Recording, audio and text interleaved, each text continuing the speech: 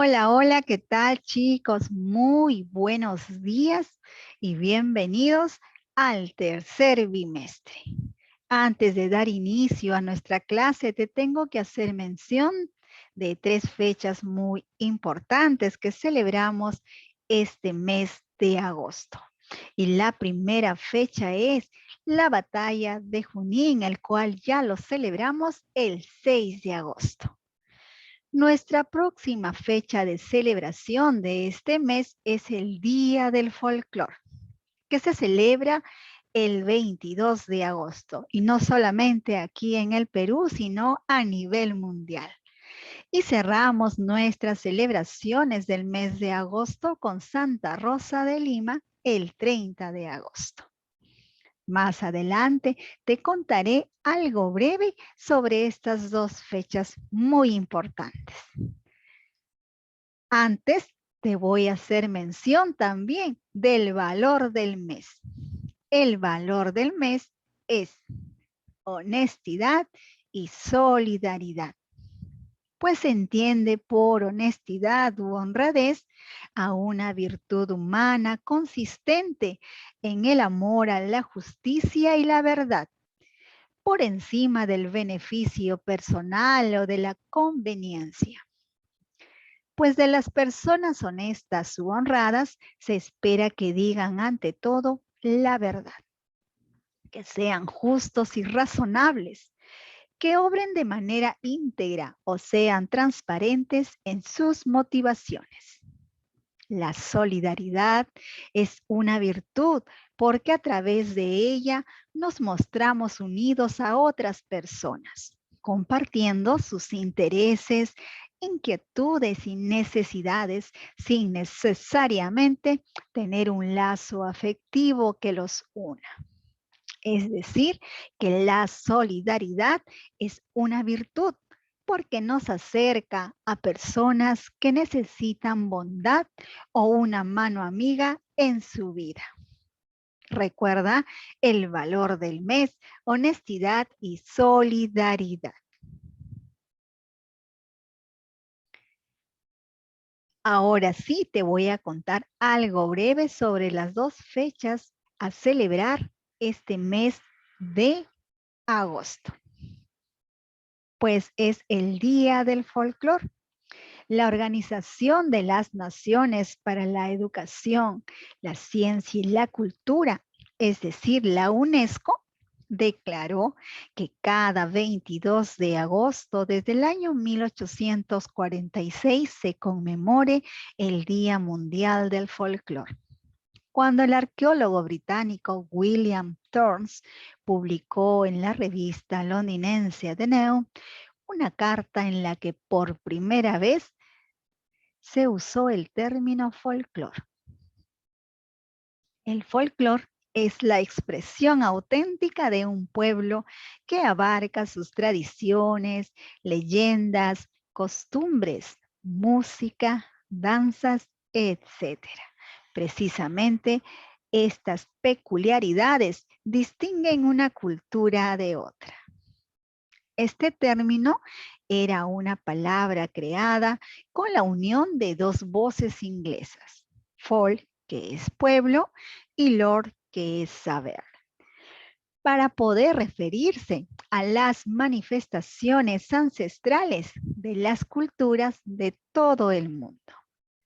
El Perú desarrolla una serie de manifestaciones culturales con diferentes costumbres y tradiciones que persisten con el correr de los años. Pues podemos encontrar manifestaciones de folclore en muchos espacios del país, con bailes que manifiestan la alegría de los pueblos en celebraciones patronales o costumbristas de cada región. 22 de agosto, Día del Folclor. Y cerramos nuestra celebración del mes de agosto con Santa Rosa de Lima. Isabel Flores de Oliva nació en Lima en el año 1586 y fue la primera mujer americana declarada santa por la Iglesia Católica. La bautizaron como Isabel, pero su madre, al ver que con el paso de los años su rostro se volvía sonrosado, la empezó a llamar con el nombre de Rosa. Su fama de santidad era tal que es la primera santa que antes de ser canonizada fue proclamada de manera excepcional patrona del Perú, del Mundo Nuevo y de Filipinas. Fue canonizada por el Papa Clemente X en el año 1671 y se convirtió en la primera santa de América. Santa Rosa fue laica y no religiosa, una terciaria en la Orden de Santo Domingo, es decir, una mujer que se vestía con túnica blanca y manto negro. Llevaba una vida consagrada a Dios, pero en su propia casa. Ella buscó imitar a la más famosa terciaria dominica, Santa Catalina de Siena. La fe católica, año a año, pues muchas personas llegan al santuario de Santa Rosa de Lima, que está situado en el centro histórico de la capital. El recinto está conformado por una iglesia y un convento, los cuales fueron construidos en los siglos XVII y XVIII, junto a la casa donde vivió Isabel Flores de Oliva. La santa vivió e inició sus curaciones milagrosas en este santuario, ubicado en la primera cuadra de la avenida Tacna en el centro de Lima.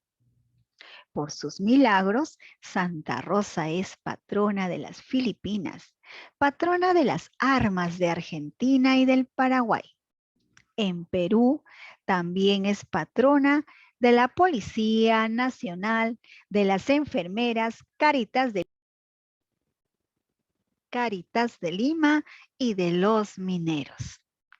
La historia cuenta que antes de ser canonizada en el año 1671, Santa Rosa fue proclamada Santa del Perú en el año 1669 y Santa del Nuevo Mundo y de Filipinas en el año 1670. Desde entonces es conocida en Filipinas como Santa Rosa Laguna y es adorada por sus apariciones durante la ocupación japonesa en la Segunda Guerra Mundial.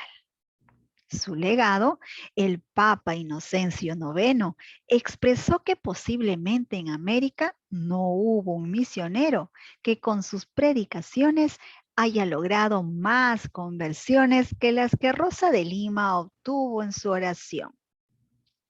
Esta santa limeña pasó los 3 últimos años de su vida ayudando en el servicio del hogar de don Gonzalo de Maza, que era un empleado del gobierno, cuya esposa le tenía mucho cariño. Falleció el 24 de agosto del año 1617 a la edad de 31 años. Hoy en día, Santa Rosa de Lima está en las redes sociales. Además, sus devotos cuentan con un buzón virtual.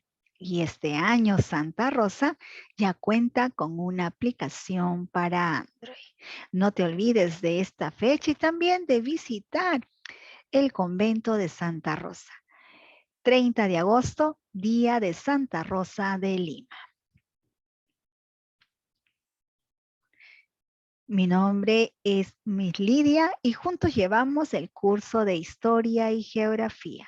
El tema que abarcaremos hoy, la antigua China.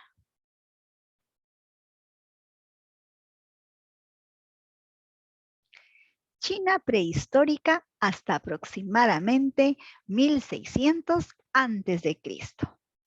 La cronología prehistórica de China se divide en la edad paleolítico, la edad neolítica y la edad de bronce. Sin ningún registro histórico fiable, la mayor parte de lo que se ha reconstruido sobre la vida prehistórica en China proviene de la especulación sobre la actividad humana en sitios arqueológicos y reliquias desenterradas. El resto proviene de lo que podría ser verdad dentro de la mitología china.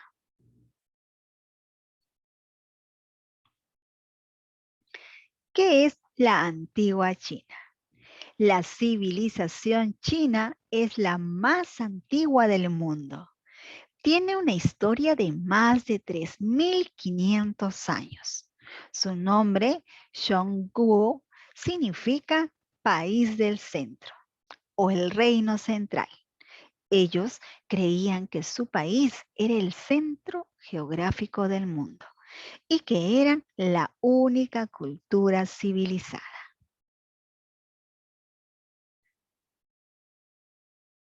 ¿Cómo era su idioma y escritura? Se considera que su lenguaje y su sistema de escritura fueron los elementos más importantes y que sirvieron como catalizadores de la unidad técnica de los pueblos chinos.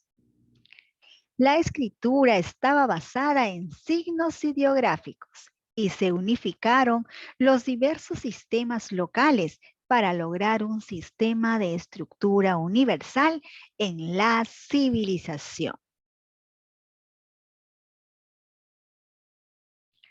¿Cuál es la ubicación geográfica? Se considera que los límites de la antigua China eran al norte el desierto de Gobi y Mongolia, al sur el mar de China y las selvas de Indochina, al este el mar Amarillo y el mar de China, al oeste las montañas del Tíbet y el Turquestán. La civilización china desde sus inicios ocupó un segundo lugar como la nación más grande del mundo, logrando conquistar un tamaño territorial más grande que toda Europa y Oceanía.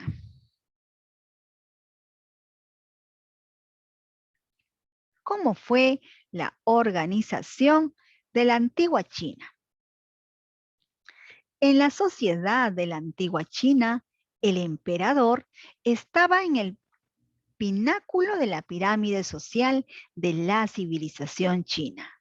Él era considerado el intermediario entre los dioses y los hombres. Abajo de él, la estructura social china agrupaba a los ministros y otros funcionarios que eran responsables de la administración y de las acciones en el imperio chino. Esas personas encargadas del gobierno eran llamadas mandarines, es decir, burócratas. En la organización social de la antigua China, el emperador, ayudado por los mandarines, organizaba y gobernaba todo el imperio, cobrando impuestos, construyendo obras públicas, etc. Los miembros de la realeza en sus ratos libres se destacaron como grandes artistas que desarrollaron diversas artes en la civilización china. ¿Qué regiones abarca el imperio chino? En el sureste, su dominio se extendió para englobar la mayor parte de las actitudes, provincias de Yunnan, Guizhou y Sichuan. En el noreste, sus conquistas alcanzaron Lanzhou en la actual provincia de Gansu y el noreste. Un sector de lo que hoy es Corea reconoció la superioridad de los Qing. ¿Cómo era su arquitectura? La arquitectura china antigua es una miniatura de la larga historia de la cultura de China. Evidentemente, está caracterizada por la región, la nacionalidad y el tiempo. La arquitectura antigua de China que tiene características distintivas en sus edificios, en la construcción de complejos de arte arquitectónico y es un ejemplo sobresaliente de la arquitectura oriental antigua. La arquitectura china es bien característica y es la cuna de muchos otros estilos de construcción en Oriente que la han tomado como ejemplo a seguir. Claro que ha cambiado con los años y de acuerdo a las regiones, pero la característica arquitectura china antigua ha perdurado a través de los siglos. ¿Cómo era la religión de la antigua China? La práctica de la religión significaba una filosofía de vida para los chinos. Practicaban el culto a los antepasados y reconocían que su mayor divinidad estaba en el cielo, aunque eran politeístas. Su primera religión fue la naturalista, que comprendía la adoración hacia lo desconocido y a la fuerza que tenían los fenómenos naturales sobre el hombre. Su segunda religión fue la de Lao Tse, en la que se fundamentaban las doctrinas nacionalistas del Tao. También practicaban el culto a los antepasados y lo relacionaban con la creencia de que las almas de los muertos podían beneficiar o perjudicar a los hombres. Esto generó varios ritos simbólicos. ¿Cómo era la familia en la antigua China? La familia china era llamada Jia y se consideraba la estructura social por excelencia. El Estado encontraba su fundamento en ella. En general, la familia china estaba formada por el padre, la madre y los hijos. En el núcleo familiar se inculcaba como tradición el respeto a los mayores de edad y el cuidado a los pequeños. El hombre era considerado la cabeza de la familia y disponía de poder absoluto para tratar los asuntos familiares y las generaciones más jóvenes estaban privadas para decidir. Los chinos mantenían contactos estrechos con sus familiares y los adultos tenían la obligación de sustentar a los ancianos. La dinastía Xia, Edad de Bronce, temprana China. Posiblemente era la primera dinastía en la China antigua. Generalmente se cree que la dinastía Xia consistía en varios clanes que vivían a lo largo del río Amarillo. La mayor parte de la evidencia de la dinastía Xia, incluyendo su nombre, es quizás solo una leyenda. Luego está la dinastía Shang, que fue la primera con registros históricos en los restos, inscripciones en huesos y objetos de bronce, que se remonta al año 1600 a.C. Se han encontrado para respaldar estos primeros registros arqueológicos. Se encontró la forma más antigua de escritura china, los huesos de oráculo. Las inscripciones en huesos de animales tenían carácter pictográficos. Su capital era Jin y su territorio se encontraba entre los tramos inferiores de los ríos Amarillo y Yangtze. Luego está la dinastía de Zhou. Después de la era Shang, el territorio más grande de la era Zhou fue dividido por una red de estados feudales y fue gobernado por reyes. El rey de Zhou solo tenía control directo sobre una pequeña parte del reino y recibía tributo de los estados feudales. La primera parte de la era Zhou se denominó Zhou Occidental. Fue una época bastante pacífica, pero después de 1770 a.C., el rey Zhou perdió su autoridad y surgieron 7 estados prominentes. Las filosofías principales y las religiones emergieron que eran la base de la creencia china en épocas posteriores, tales como confucianismo y taoísmo. Imperial China. Desde el primer imperio feudal centralizado, la dinastía Qing, que se estableció en el año 221 a.C. hasta el colapso de la dinastía Qing en 1912. Este periodo se conoce como la Era Imperial de China. El periodo imperial de China constituye en gran parte de la historia china, con la subida y caída cíclica de las dinastías. La civilización china se cultivó y prosperó en tiempos de paz. Luego se reformó después de las rebeliones y conquistas. Las dinastías Qing y Han. Las dinastías Qing y Han fueron el periodo inicial del Imperio chino. Durante este periodo se establecieron varias instituciones que sentaron las bases del sistema político básico para los próximos 2000 años.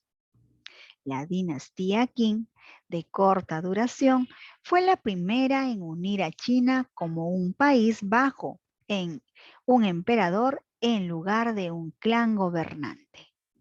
Un gobierno burocrático fue introducido y fue continuado por la dinastía de Han.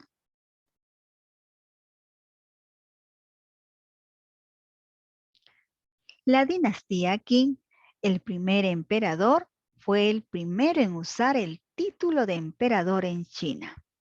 Él y su estado de Qing unieron a China conquistando a los otros reinos combatientes y gobernaron un puño de hierro. La dinastía Qing fue la primera y más corta dinastía imperial de China. Era famoso por grandes proyectos de construcción como la Gran Muralla y el ejército de terracota, que custodiaba los objetos funerarios del primer emperador y debía protegerlo con su otra vida. La dinastía Han. La dinastía imperial más larga es la dinastía Han. Era conocida por iniciar el comercio de la ruta de la seda, conectando China con Asia Central y Europa. En la dinastía Han se estableció un sistema burocrático en el que la promoción se basaba en el mérito y el Estado adoptó el confucianismo para la gobernanza nacional. Además, la agricultura, la artesanía y el comercio se desarrollaron rápidamente. Durante el reinado del emperador Wudi, el régimen Han tuvo su mayor prosperidad. El país multiétnico se hizo más unido durante el régimen Han. La dinastía Han fue una de las dinastías más poderosas e importantes de la historia de China. Tuvo impactos de gran alcance para todas las dinastías que le siguieron. A continuación, te invito a ver este video para reforzar un poquito más nuestro tema. Presta mucha atención.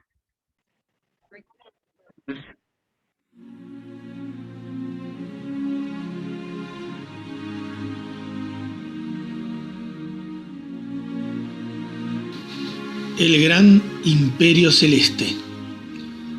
En el imaginario de todo imperio anida la fantasía de ser el centro del mundo. También el imperio chino creyó serlo. La vasta extensión de territorio que sus fronteras albergaron pareció justificar tal pretensión. En el llamado Zhongguo, o sea, Reino del Centro, como se autodenominó el imperio, se dieron cita los más diversos climas, las orografías más contrastadas, los pueblos y las culturas más variadas y las creencias más diferentes. Sin embargo, entre tantas contradicciones, China logró plasmar una identidad que resulta inconfundible desde los tiempos inmemoriales hasta la actualidad. A través de los milenios de existencia, los grandes conflictos internos y los incontables acosos exteriores no lograron acabar con ella. Cuando el todopoderoso Occidente, llevado por sus apetencias, se asomó al enigmático mundo de Oriente, advirtió que China era mucho más que todo lo imaginado. A los mismos viajeros europeos, como el legendario Marco Polo, no les alcanzaron las páginas de sus libros ni el tiempo restante de sus vidas para terminar de narrar todas las maravillas que habían visto. No solo regresaron con un cúmulo de historias fantásticas, casi mitológicas, cuentos chinos, como aún se dice, sino con objetos que por ser grandes inventos acabaron modificando formas ancestrales de vida cotidiana, desde la brújula hasta la pólvora, desde el papel hasta la porcelana, desde el paraguas hasta los fósforos, la carretilla, los fuegos de artificio, los cometas y una larga serie de pequeños pero notables y decisivos aportes. Lamentablemente, estos viajeros tan ávidos de novedades no trajeron de China la sabiduría del Tao, síntesis de filosofía y religión, que empeñada en demostrar que el triunfo como uno implica la destrucción del otro, enseña que dos fuerzas aparentemente opuestas forman parte de una única naturaleza. El sueño imperial de China, que se plasmó en el año 221 a.C., cuando el soberano de Qin logró unificar los demás reinos bajo una misma bandera. No por nada ese flamante emperador fue apodado Tianzi, que significa Hijo del Cielo. Era concebido como mediador entre las fuerzas divinas y el poder humano, hasta el extremo de interpretar la prosperidad y la abundancia como reflejos de su rectitud y entender las calamidades del hambre y la de la guerra como fruto de su depravación. Es decir, él, la suprema encarnación del imperio, también era una naturaleza única y en su ser reunían el bien y el mal, la vida y la muerte. En el año 1911 el imperio se desmoronó, aunque aún invadida por los ejércitos que ya no empleaban la pólvora para los fuegos de artificio, China se mantuvo. Hoy el mundo entero se hace eco de sus pasos de gigante, pero es un andar que viene de muy lejos, o una civilización milenaria que trasciende incluso la desmesura de su propia gran muralla.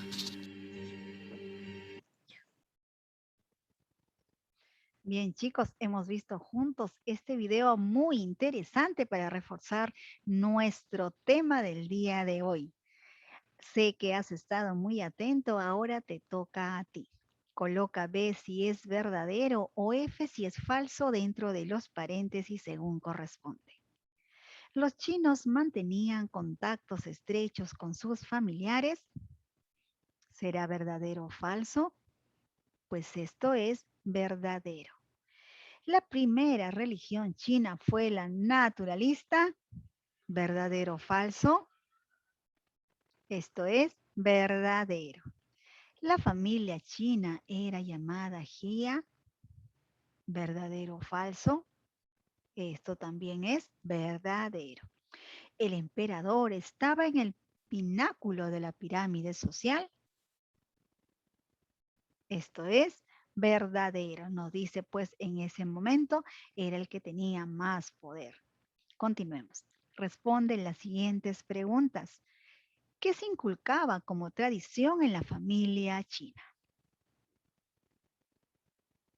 Pues se inculcaba el respeto a los mayores y el cuidado a los pequeños. ¿Cómo era considerado el hombre en la antigua China? Era considerado la cabeza de la familia y disponía del poder absoluto para tratar los asuntos familiares. Siguiente pregunta, ¿qué significaba la práctica de la religión para los chinos? Pues significaba una filosofía de vida para los chinos. ¿Cuál era la segunda religión de los chinos?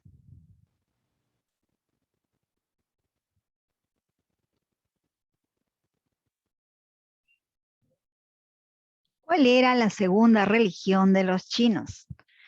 Pues la segunda religión fue el Lao Tse. Bien, tan solo recordarte que debes enviar tus deberes en la fecha indicada y de la forma correcta para facilitar su revisión. Y bien, muchas gracias por tu atención. Nos estamos viendo en la siguiente clase.